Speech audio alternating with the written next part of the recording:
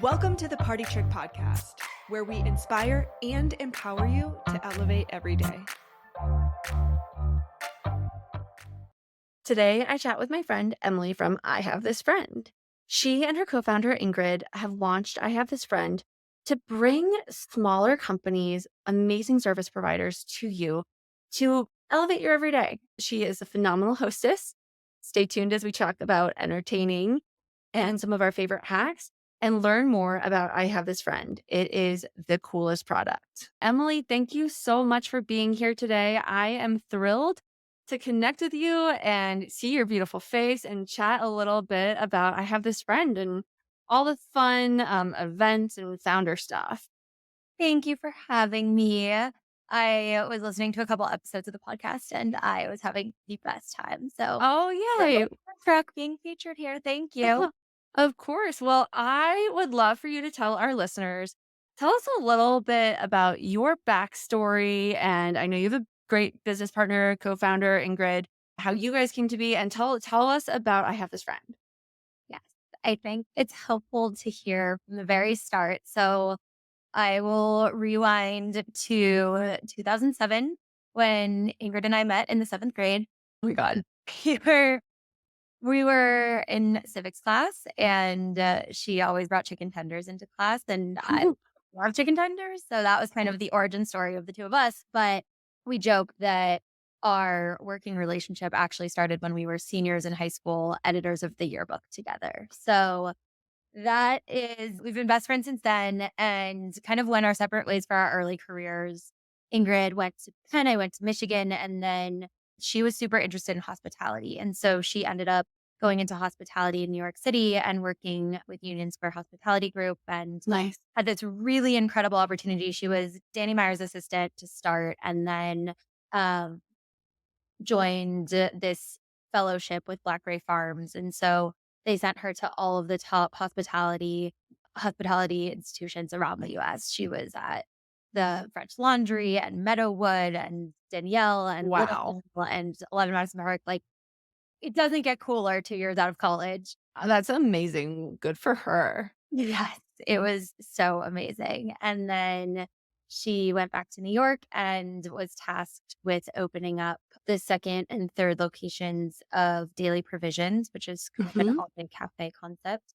They had done the second, and then the pandemic hit when they were working on the third. And so her life flipped upside down completely. She came back to LA where we grew up and was kind of figuring out what was next. Well, hospitality in New York City was completely shut down. Um, That it was. yeah, crazy. And meanwhile, I had moved to Austin right after school and went to work at Facebook and was working in digital marketing with SMBs and really cool mom and pop shop brands, all the way up to digital disruptors with all things Instagram, Facebook, digital marketing. So I was doing that and my world didn't flip upside down when the pandemic hit. But what started to happen was I was the friend that worked at Instagram. And so friends of mine would come to me and they'd be like, hey, I've been working under a big interior design studio for a long time and I really want to break off on my own and build up my own portfolio and business.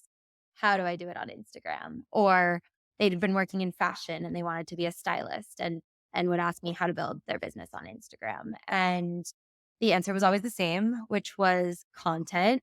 You have to focus on posting frequently and consistently. I mean, I'm sure. I know. And one of the hardest things for so many to do, it becomes a whole other full-time job, but it is what it takes. Yeah, it's a full time job on its own. Yeah. And so that was kind of their response. They were like, "I am not a content creator. I'm not an influencer. I don't want to do that. Well, good luck. You want to launch a brand in the 2020s. That's what you have to do. Yeah. Exactly. And so I had that conversation enough times that I was catching up with Ingrid and I was like, there's this really interesting pattern emerging where there are all of these really creative, talented, incredible service providers who are really good at what they do, but they are up and coming and just getting started. And so they don't necessarily have the platform to get out in front of like the target audience that they're looking for. And we as the clients, like their ideal clients, would love to connect with them. But it's Yeah. really hard to do that when they have, I don't know, 150 followers on their business account on Instagram, and there's no way for us to find them. And so that resonated with Ingrid because she had been working in some of like the top restaurants in the US, and the line chefs are incredible at what they do, and they had the opportunity, Ingrid had a couple times, to have them come and do dinner parties for her and her friends, and they were so excited to have that custom experience, but the only reason they could do it was because Ingrid was working in the kitchen with the chefs and could connect Yep. that way. And there should be a way to connect this pool of talent who are up and coming and kind of have been hustling and moonlighting to build up their portfolios to own their own business and kind of have that entrepreneurial spirit with the people who want to use their services and just have no idea where to find them. And so that was the birth of the idea of I Have This Friend, which is a lifestyle services marketplace. We kind of joke like if Goop and TaskRabbit had a baby, or what Etsy does for goods, I Have This Friend does for services. I love that. I think that's a great way to think about it. And I think everyone can think of that friend, right? Who has the people, who has the knowledge, who has it. But it's hard when our networks are scattered all over the country. And I may have a great network in one area or in one segment. And so finding that more curated, like smaller brand, smaller company, smaller whatever it might be, when you don't have someone in Austin per se, like, or you don't have someone in LA, you don't have someone in New York if you live in Colorado, like having a resource like you all is, I mean, just I'm so beyond excited to have this as an opportunity and as, as something I can use. It's amazing. Thank you. Yeah, I mean, you kind of touched on it. Like our whole mission is to open doors, and like we just really believe that everyone deserves to live their dream life, and whether it's I mean, right now you're kind of limited to whoever you know who can connect you with a friend of a friend of a friend, and sometimes it works and sometimes it doesn't, but we're And kind of also then it gets weird with the relationship, right? So and that put the whole like you want to find that person, but you also if it goes south, that's a little bit hard for the person who referred it as well. Whereas there's a professional boundary, it's a little different. yes, and that's actually one of the things Ingrid and I didn't really realize that this was gonna be a value early on, but what we've seen is, like, boundary setting is huge, and for the talent and for the client, and so what oftentimes happens when people are just getting started is they kind of have to say yes to everything, and they're so used to saying yes to everything, and we kind of come in and we're like, "You deserve to get paid for your work, and so we are going to help you do that by creating this service and then pricing it with you because you get to price your services, and then from there, like, people can hire you, and if they want more, they can hire you again with the same Yeah. price or with an add-on, however it works." Yeah. Well, I love this so much as I think about like Partytrick and our users who want to find and support other vendors. And so some parties or some gatherings, like you're not bringing people in, but some you are. And you Mhm. don't know where to go, or I don't know where to go in certain places if I get asked. I have again a great network within the event community, but those one-offs is a little bit more unique vendors. Or if it comes down to, I mean, I loved watching, I think this was ages ago before we connected. I was like Google stalking you or TikTok stalking. Let's reframe. And the girl whose like grandmother's scarf was recreated into like the coolest dress. That would be like, I mean, for me, even just for an event, everyone wants there's so many things that go into events and parties and gatherings and curating this like lifestyle that's representative of who we are and finding the people that support that, whether it's again the attire, the chefs, the people to teach you how to do flowers so you don't have to do it. I mean, you guys have such an amazing Rolodex. I love it. Oh, thank you. Yes. I mean, the stories are so cool. We've actually seen, speaking of events, but also with weddings, like a lot of people come in now with their after we posted about the one of our friends who turned her grandmother's handkerchief into a dress. People come in with their mother's wedding dress or their mother's wedding veil or grandmother's or whatever it is and turn it into a really beautiful repurposed piece to wear Friday night or during their wedding. So cool to see. I love this. Okay, and so the last time we spoke, you guys were focusing because obviously, like us, you're in build mode right now. But you were focused more kind of in the California and New York markets, and part that's where you guys are. Is that still the case? How are things going? Fantastic question. Yeah, so we launched our concierge chat, which is Mhm. essentially the in between having no product at all and our website that's going to launch soon. And the concierge chat is available for services in person in New York and in LA, and then virtually everywhere in between. And Love so, it. so many of the services, like an interior design consult, if you moved into a new place, or you're going on a trip and you want help with a stylist to figure out what to pack, like those can happen virtually. And so we have requests coming in from, I think, 40 different cities across the US that we're able to connect our talent with, which is exactly what we wanted to be doing. And hopefully it'll just continue to grow from there. I love this so much. Are you getting I mean, obviously, we talked a little bit about attire and also even that into weddings. Are you getting a lot of people asking on the chef front, or is that not has that not been it has been a popular one? Oh, yeah. Yeah. I Oh, mean, interesting. because these like personalized experiences that you can't have otherwise are kind of, I mean, you see on TikTok, like there are all of these dinner parties. I mean, I'm sure with Yeah. Partytrick, dinner party moment. And so to have someone come in who is an up and coming chef who might own a restaurant one day to cook for you and your friends and honestly like the connection, the human connection you get out of that too, rather than just going to a restaurant and having a typical experience is so exciting to people. And birthday parties, engagement parties, anniversary dinners, people love having chefs come in and cook dinner or doing cooking classes. Like a lot of people have gifted a pasta making class with one of the chefs who comes in and does it with a couple of their friends. Which is so much fun. It's so creative. I love that. It's the experience. People want shared experience. They want time together. And that compared to, hey, here's like a nice bottle of wine or a candle, what have you, which I love. And I think that there's a time and place for the gift of an experience and there's a gift of like a tangible item. There's time and place for both. But being able to gift an experience is so cool and have that time, the shared time together. So I love it. Definitely makes memories and I think we're so like I love the concept of core memories, and I think that you definitely were in an industry and still are in an industry that core memories are a huge part of what you're curating and building for people, and that's what we're doing too. Oh, completely. Okay, so tell me a little bit. I know you are in a chapter of your life right now with a lot of celebration. You have a wedding coming up this fall, right? It's in October or September? September 30th, Okay. last bit of September. How has this I'm going to call it in a way a chapter of this era of all the pre-wedding. I bet your friends are in this mode as well. There are probably so many events around the wedding space. Is it stressful? Is it enjoyable? Like, how do you feel in this chapter right now?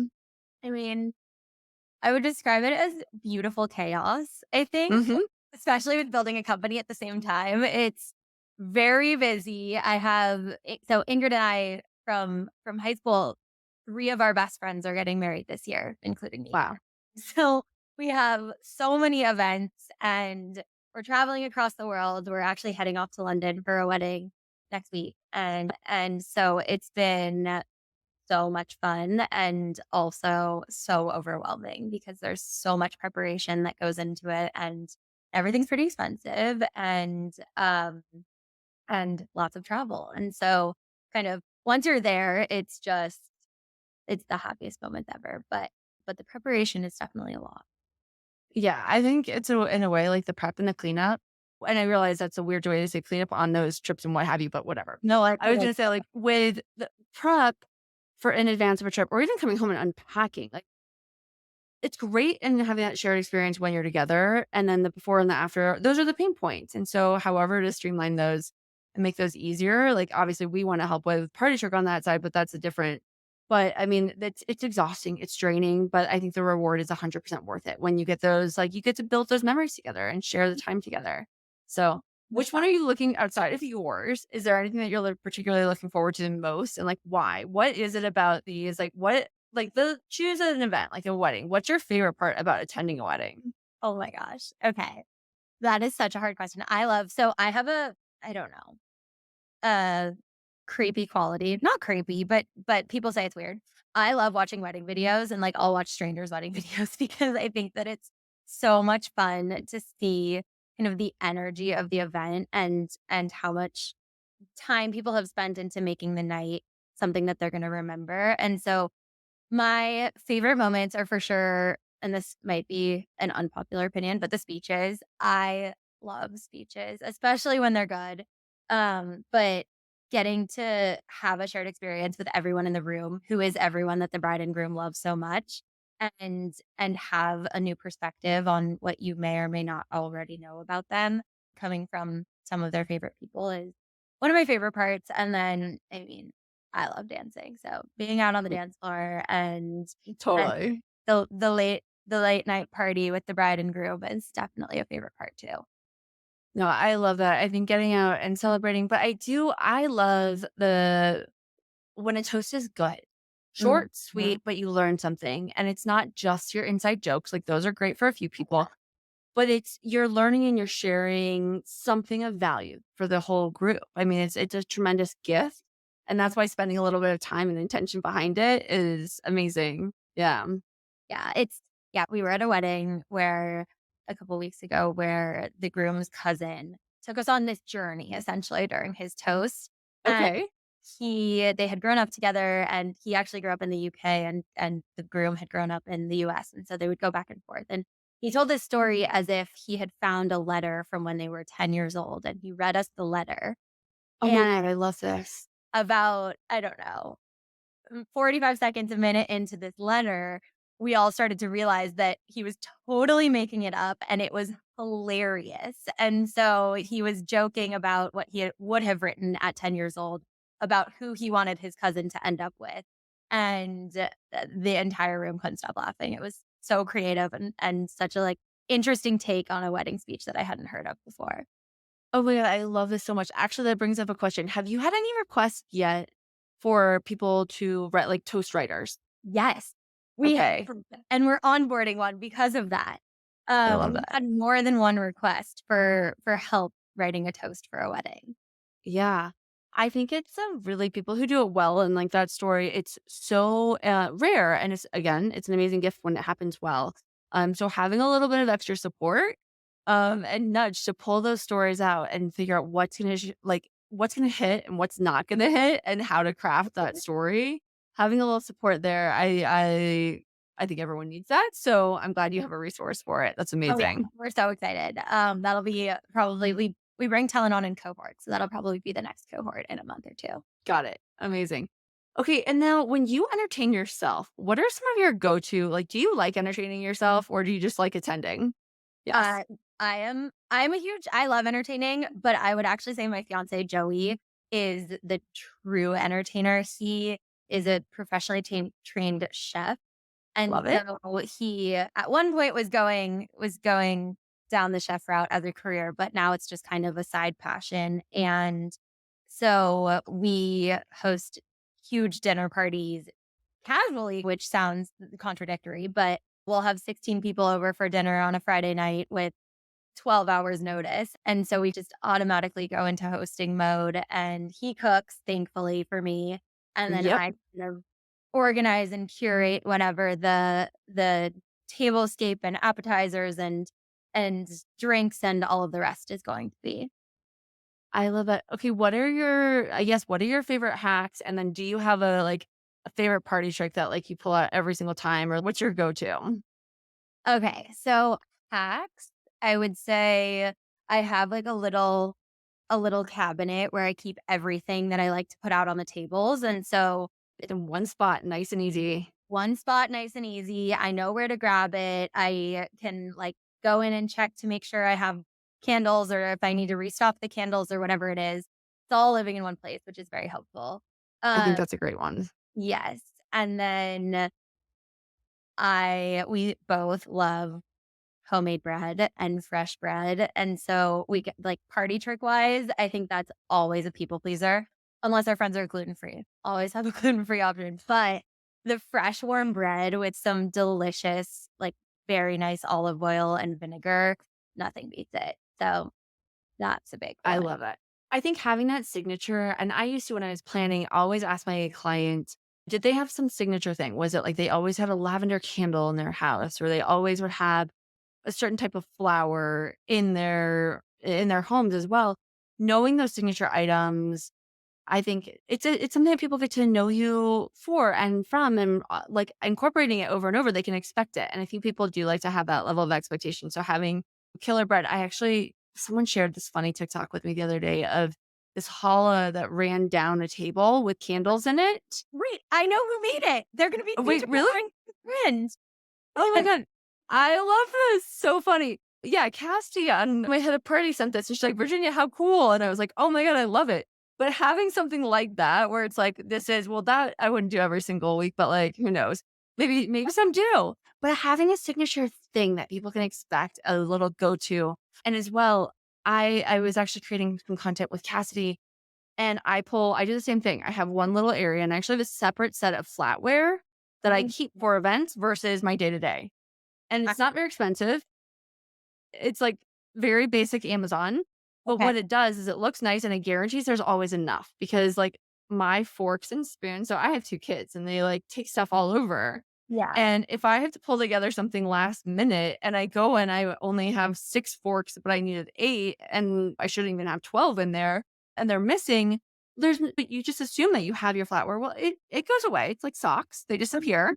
Totally disappeared. So yeah, having like, okay, here are napkins. Here's like just one little bin of go-to. It makes it so much easier. You don't have to worry. Does it all work together? It's like, nope, this is like fits inside a box. Here's the flatware. Here's the napkins, like a napkin ring. Boom, boom, boom, go. So I love that you do that too in your own way. And I need you to send me the link to the flatware because I don't have that is always an issue for us. We have like different plates and hopefully that'll get better after we get married and have our registry. But right now, plates are all different. I don't know. It's a mess. Well, so my plates, I keep the same always. And I like started collecting different plates. I just don't have the space for it.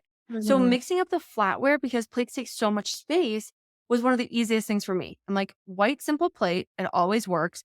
Change the flatware because you can put it into a little bundle. Honestly, it's in like I don't know, some plastic zippered bag it's almost like a makeup bag. It just sits in a case. It's boom. So I will send you the link for that. But it makes it easy, especially when you're tight on space. Honestly, you can put it in a little bin and shove it under your bed if you don't have space in a kitchen. That's what I've done at various chapters of my life, candidly. So, Yeah, I have a spot. Chairs are another thing. Anytime I go to a flea market and I find like a cool, funky folding chair, I always get that because we only have 6 at our table typically. And it ends up, like I said, being 16 people. And so fun chairs all around. wait, so do you end up, so it sounds like obviously you have a lot of chairs, but like, do you often do everything seated, or how much do you do like grab, go, kind of having people all throughout kind of your living space? Good question. I'd say it's 50-50 depending on the occasion. Like Yeah. if it's a themed like a holiday or I don't know, I did a Valentine's Day party with friends. That was very much like we grabbed food, we sat around the couch, we put on a movie and that was the version of hosting versus the dinner parties that Joey and I cook, typically just all around a big table. And so we'll have Yeah. a folding table up and I have like nice tablecloths and Yep. and it ends up being a big, fun, long table dinner party. I love that. Okay, cool. I feel like I'm like way better at the grab and people kind of like meander in little nooks.